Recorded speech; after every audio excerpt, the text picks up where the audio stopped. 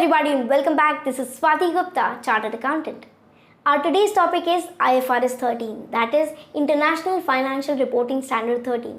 In India, it is numbered in 100 plus series and therefore it is counted as 113, that is Indian Accounting Standard 113. Their title is Fair Value Measurement. These both standards can be studied together because there is no sort of differences and curves in them. Okay, let's begin. To begin with, a question arises. What does standard include? Now, the standard prescribes fair valuation of all types of assets and liabilities. That is, this standard prescribes a measurement way for all assets and liabilities, but never ever says that which asset and which liability should be fair valued, and also never prescribes that the asset or a particular liability should be taken individually, separately, should be taken consolidatedly or combinedly. Okay, it only prescribes how to measure. In simple words, if any standard requires any specific asset or liability to be measured on fair value basis, then this fair value measurement standard prescribes how to measure such asset or liability on fair value basis. Okay, now this standard is not applicable on shared based payments, recoverable amount, net realizable value and lease transactions. Next comes is important fair valuation basics. Before we move ahead, let's see what are they. First comes meaning. Price to be received by selling an asset and amount to be paid on for settlement of liability. Okay, this amount will be fair valued. Okay, which amount? Which will be received on selling the asset or which have to be paid or will be payable on clearance of such liability will be fair valued. Now it should be in orderly transaction between market participants and at measurement date. We'll study about them one by one. What is orderly transaction? Whenever any transaction is done without any sort of force, outside influence, then it is known as orderly transaction. Means that sale of asset and settlement of liability in case of liquidation is never considered or treated as orderly transaction. Third basic comes is market participants. In order to become a market participant, one should be knowledgeable, not related, should have willingness of entering into transaction and capacity of entering into transaction. For example, any person who wants to clear her liability, then he should have willingness to clear that liability as well as capacity to clear that liability. Okay, next comes as measurement date. A date on which valuation is done is known as measurement date. Next comes as exit price. This all settlement and clearance of liability is done with a vision of exit price. Next, very importantly, comes as difference between financial liability and non-financial liability. There are very rare people, very hardly any people that know this difference. Try to understand it a little more carefully. Financial liability is said to be a financial liability only and only when there is an obligation to deliver cash in order to settle that liability. And on the other hand, a non-financial liability is where an obligation to deliver goods or we can say other than cash is there, then such liability is known as non-financial liability. Next comes is from where to pick the price for fair valuation. Okay, preference 1 will be given to principal market price. That is a place where highest level of activities are done. That is highest number of buy and sell is done, a place in a market, then this is known as principal market. So preference will be given to the principal market. Now wherever there is absence of principal market price, then preference 2 will be taken. That is most advantageous market. Most advantageous market is a place where highest realization will be taken. Okay, highest profits will be realized. Now transaction cost, since it is not uniform, it will not be allowed to be deducted from fair value. Whereas transportation cost is uniform, okay, from market A to market B to market C, they are uniform, they are equally placed and therefore they are eligible for being deducted from fair valuation. In general case, transaction value is equal to fair valuation except in 4 conditions. Firstly, when transaction is not entered into principal market. Secondly, when transaction is done under any force, that is, it is not in orderly transaction. Thirdly, when transaction is done between related parties. And fourthly, when transaction is done in a business combination. Business combination is a very vast topic and it is covered by different standards. It will be elaborated further, but in order to clarify and get it relatable over here, it is another name for group companies, that is subsidiary, holding, associates, joint ventures, etc. They combine and become a business combination. Now, where transaction value is different from fair value, there will arise differences. Now, this difference will be treated according to the standard which has required such asset and liability to be valued on fair value basis. This fair value measurement standard does not prescribe the treatment of the specific differences that have arisen because of the difference between transaction value and the fair value. Next, we'll discuss about the principle of valuation. Okay, we know that this fair value measurement standard prescribes fair valuation of both asset and liabilities.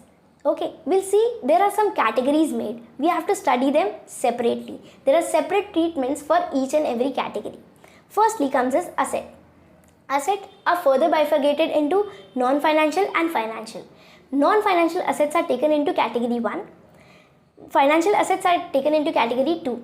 Now comes as liabilities and equities. There comes two bifurcations further. Any liability and equity that are asset for other party, okay, that is asset for other party, are included in category 2. Any liability that is not asset for other party is considered in category 3. Okay, we'll study each category one by one, their treatment, their examples, etc. First comes is category 1, non-financial asset. A non-financial asset is an asset without contract. Okay, it has no contract, no conditions attached to it. Non-financial asset shall be valued on the basis of highest and best use principle. Highest and best use principle considers physically possible alternatives, legally permissible, that is lawfully allowed. Third comes is considering all market specific restrictions. Fourth comes is valuation must be based on potential use, the further future use. Okay, and in case if the potential use cannot be measured, cannot be ascertained, then value can be taken on the current use basis. Okay, valuation must be considered financial feasibility as well. Okay, while valuing the non-financial assets, financial feasibility must also be considered. Other than this, examples of it like PPE, property, plant and equipment. What happens is, this is an asset for me. Okay, if I have purchased, it is an asset for me. Is it any liability for any other party? No. Is any condition attached to it? No. It is wholly and solely my asset. Therefore, it is considered as non-financial asset because it has no further contracts or no conditions attached to it. Similarly, investment property, intangible asset, capital WIP, intangible under development, biological asset and inventory are considered as non-financial assets. Next comes as category 2, financial asset. Financial asset is an asset with contract. It has contract, it has conditions attached with it. Also, we'll consider equity and liabilities that are financial assets for other party. Okay, this is also considered into category 2. We'll study them together. Now your valuation is done on grading basis. Okay, grading of fair value is done. That is, we'll consider preference 1, preference 2, preference 3. That is, level 1 input will be given first preference. Level 1 input will be taken from the stock market, that is quoted market price, or we can say listed market price of that particular security. Next comes is other observable input from value of similar asset or liability in market with entity specific adjustments. Okay, whenever a quoted market price is not available, a stock exchange price is not available, then we'll switch to level 2 input. Okay, here the value will be taken from similar asset or liability available in the market. We'll take the value and we'll do the required adjustments if any. That is, for example, there is a cement factory of mine and it is not listed, so no quoted market price is available on the stock exchange. Also, I see another factory that also produces cement. Okay, there is a similar entity, similar product, so I can take the valuation of their asset as value of my asset for fair valuation basis.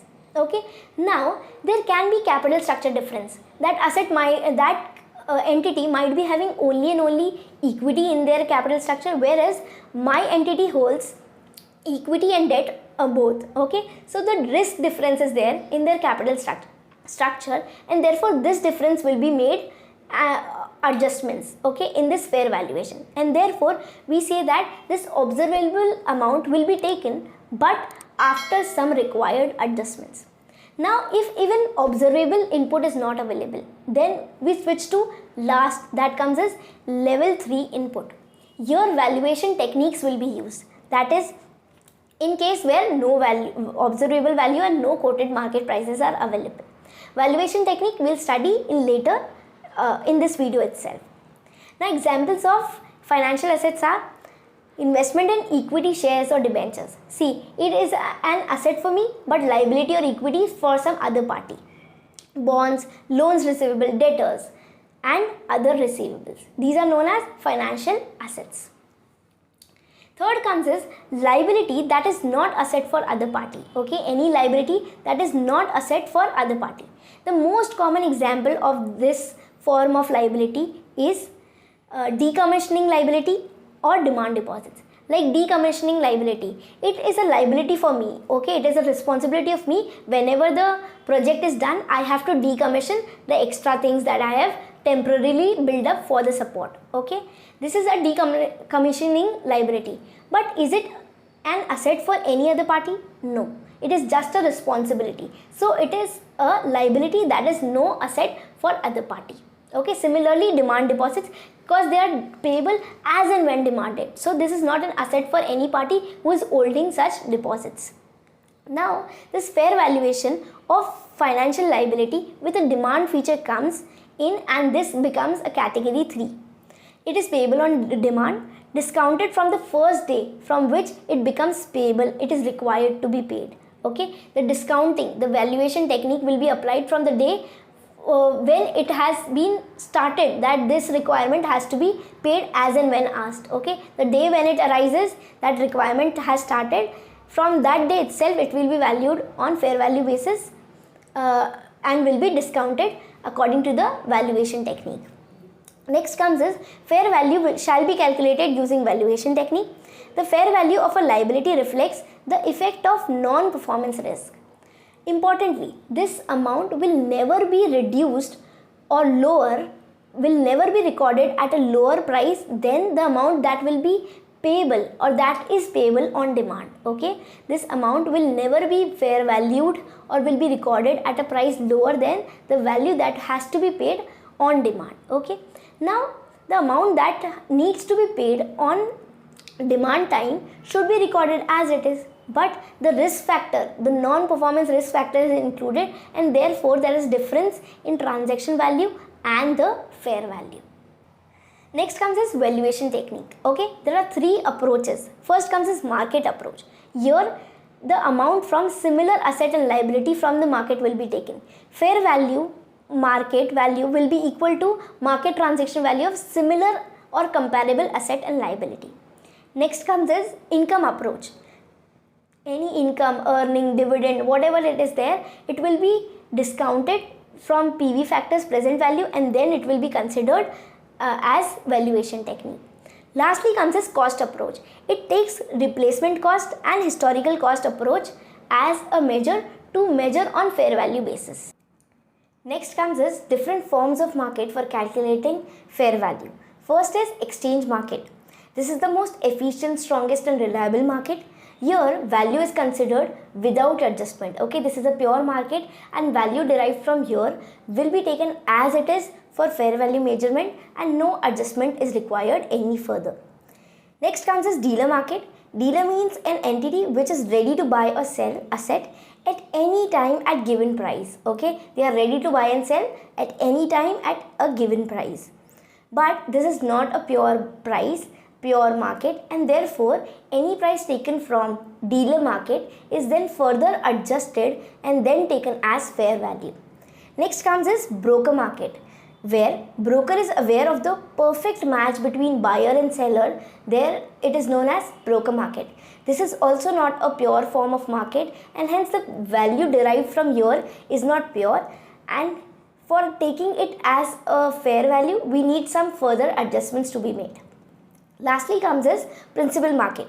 We know that where highest level of activities are done. Here buyer and seller are independent, highest level of buy and sell are done. Price is subject to negotiation and therefore principal market's price can be taken as it is fair value. Okay. Next comes is measurement of asset and liabilities on net basis. In general practice, standards do not prescribe valuation of assets and liability on net basis. It prescribes that asset and liabilities should be valued on separate basis, individual basis. Now, but in some cases like derivative valuation, derivatives can be valued at net basis.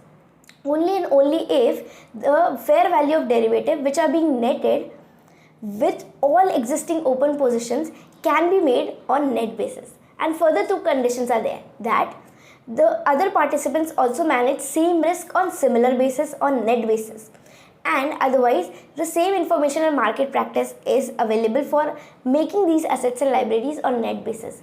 The asset and liability that is being netted off should be of same risk and nature, and other participants are also following the same practice.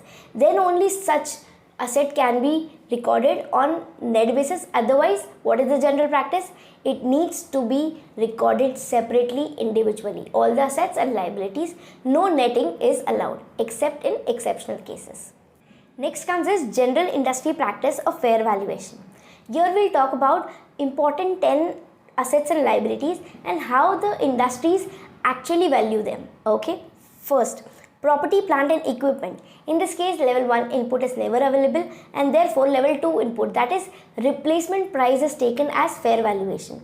If not available, then we'll switch to level 3 input and we'll do discounted cash flow and consider that value as fair value of PPE. Next comes is capital WIP. Here directly level 3 input is taken, that is valuation technique for discounted cash flow, or we can say that cost approach, either of it, which sets suitable. Thirdly comes as investment property. Here we'll search for level 2 input, replacement price. If available, we'll take that. Otherwise, we'll go for discounted cash flow or rent capitalization. Discounted cash flow, rent capitalization is more of based on, it is a valuation technique, like future incomes and net of outflows will be done and discounted on present value factor by using present value factor, and their present value will be taken as fair value for investment property. Similarly, biological asset, market value will be taken as input 2 level and then further discounted cash flow if market value isn't available. Then comes as loan given, that is asset for us. Here the discounted cash flow will be directly taken as the fair valuation. Next comes as debtors, or we can say bills receivable. Here level 1 and level 2 are not at all available. We directly switch to level 3 input and original invoice value will be taken as the fair value of debtor or bills receivable whenever required by any asset, by any standard actually. Next comes is investment in equity, shares or debentures. These are asset for us. We'll first see that if it is listed on stock exchange, yes or no. If yes, then we'll take the quoted price as fair value. This will be our level 1 input. Next comes is price of similar asset after adjustment. If quoted price is not available, we'll switch to level 2 input for fair valuation.